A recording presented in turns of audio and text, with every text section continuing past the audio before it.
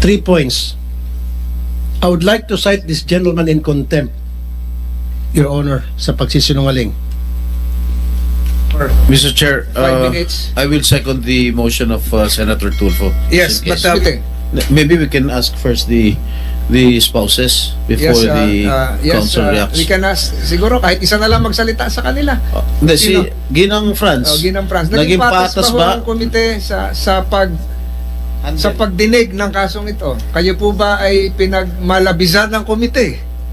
Kahit po minsan tumataas po ang boses dito ng ilang mga senador, kayo po ba ay nakaranas ng pagmamalabis buhat sa Committee on Justice and Human Rights? Kayo po ba ay hindi tinrato ng maayos sa inyong pangkasalukuyang detention at sa pagharap sa committee ito? Kayo po ba ay binawasan ng karapatan habang naririto? Gusto namin marinig. Siguro hindi mo na kailangan tanungin yung abogado mo. Dapat alam mo kung patas ba ito o hindi ba naging patas itong pandinig para sa inyong mag-asawa. Ako po ay nagpapasalamat, Mr. Chair and Your Honor, sa pagkakataon naming magsalita na bagamat po ibang aking opinion sa mga opinion nila at minsan nakapagtaas ng boses ang mga Kaya siguro kami nagtataas ng boses dahil nagsisinungaling ka. Wala na kami karapatan magtaas ng boses kung talaga mga totoo ang mga sinasabi mo. Nagtataas kami ng boses dahil nagsisinungaling kayo. Nakita mo na ba yung tsura niya? Lahat ng testigo, tinuturo ikaw. Ikaw at wala nang iba, kundi ikaw. Ilan testigo ito mga nandito ngayon? 5, 6, 7,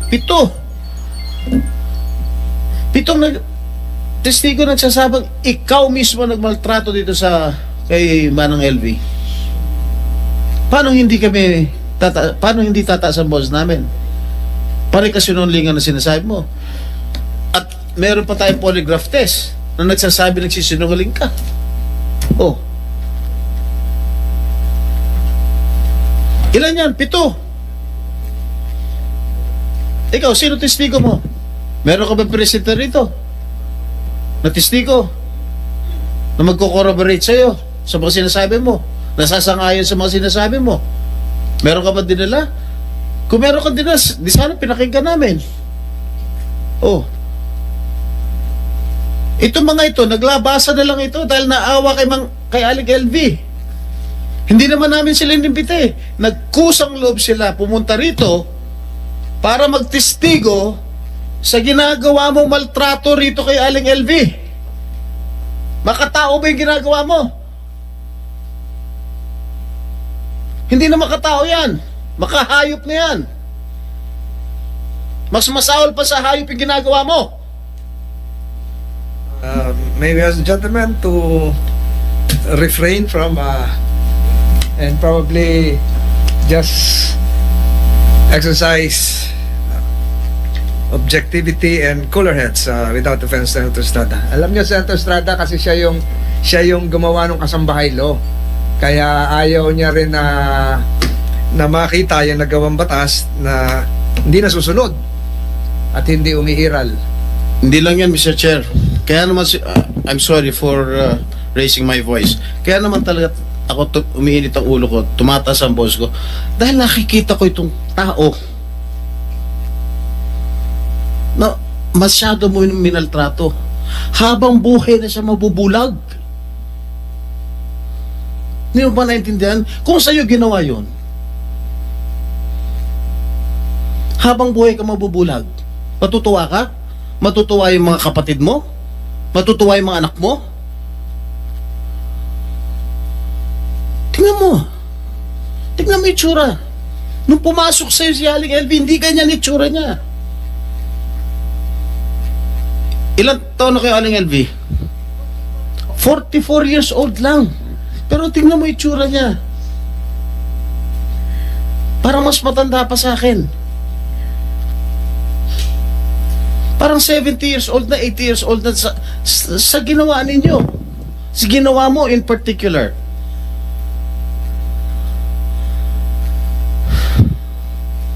Hindi na makatao yan.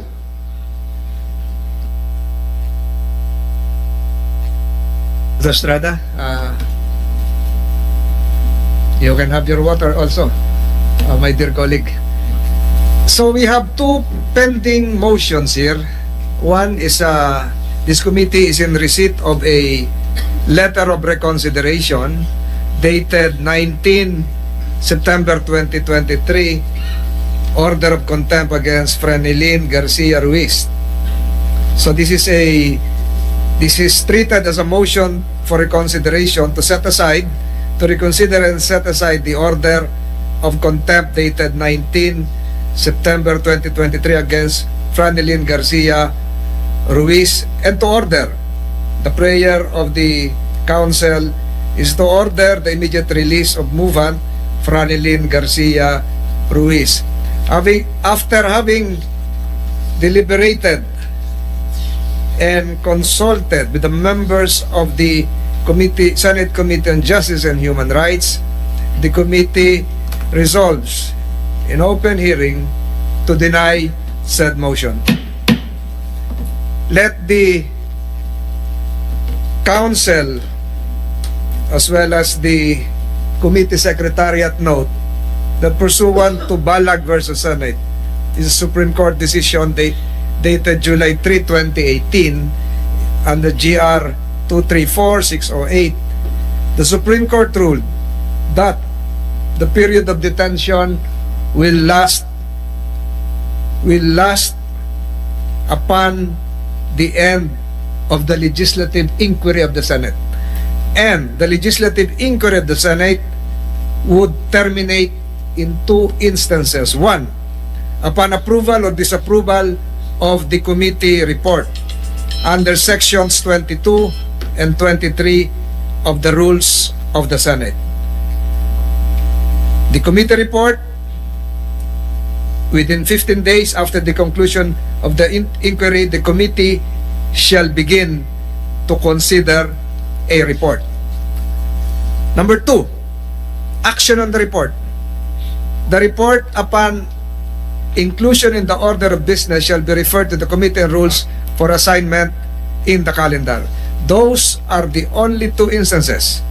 And the third one would probably mean the legislative inquiry of the Senate also terminates upon the expiration of one Congress. We're now talking of the 19th Congress. So, the implication of the denial of the motion for reconsideration is that Mrs. Frenilyn Garcia Ruiz will continue in detention under the auspices of the Sergeant at Arms. Is there another motion? Well, Mr. Chair, I would like to second the motion of Senator Tulfo with regard to the contempt against Mr. Pablo Ruiz.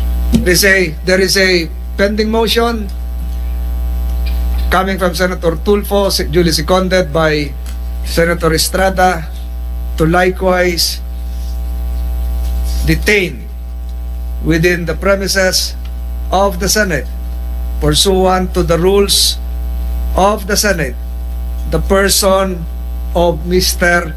Pablo Ruiz for the same reasons as considered by the committee when it detained Mrs. Ruiz.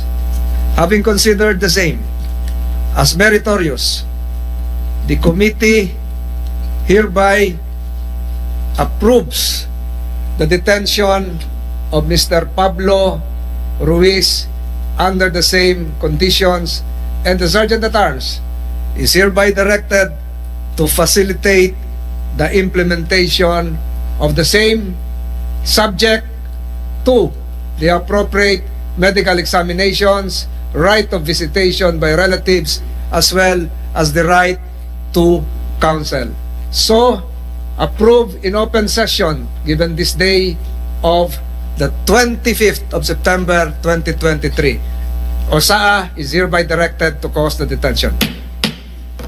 Any other matters?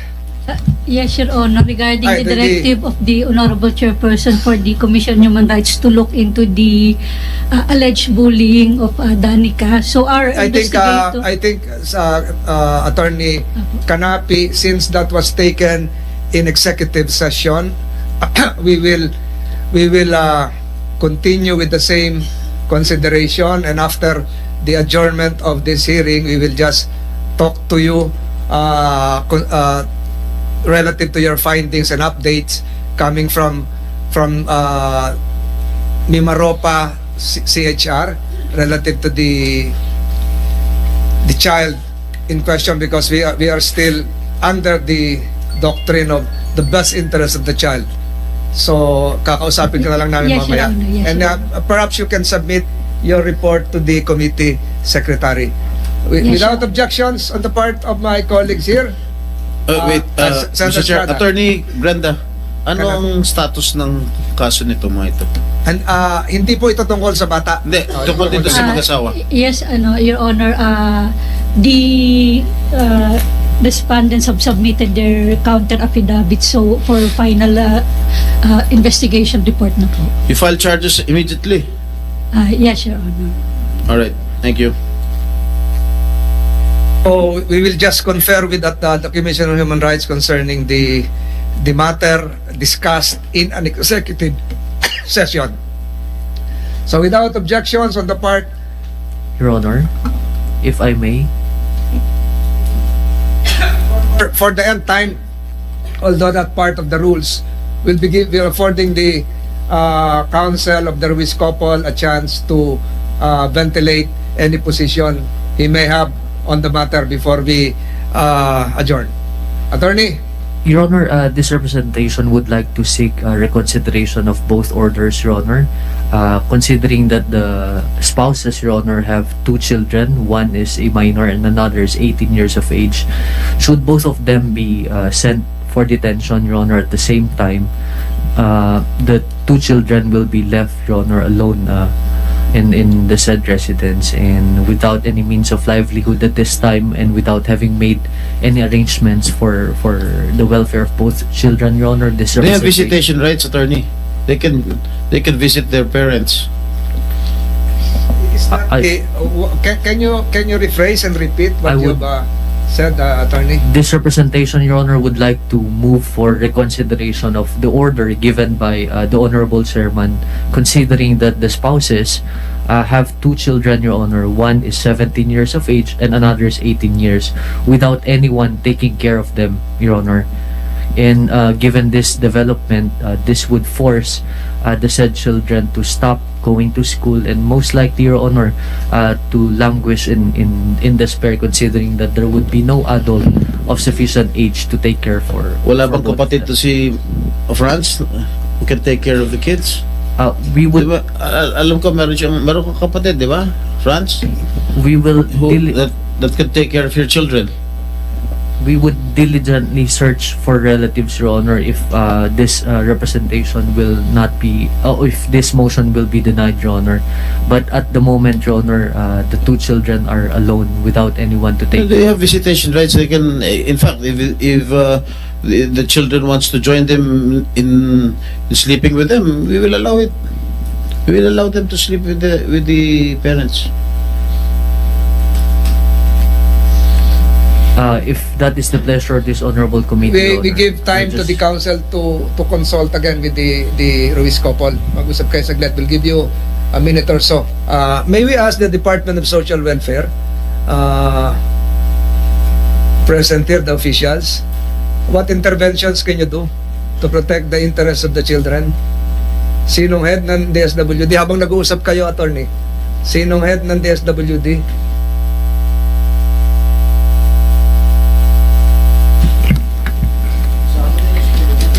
Mr. Chair, ako po ay from Occidental Mindoro, PSWDO. Actually, nakikipag-coordinate sa akin si attorney sa CHR para po i-locate yung dalawang bata.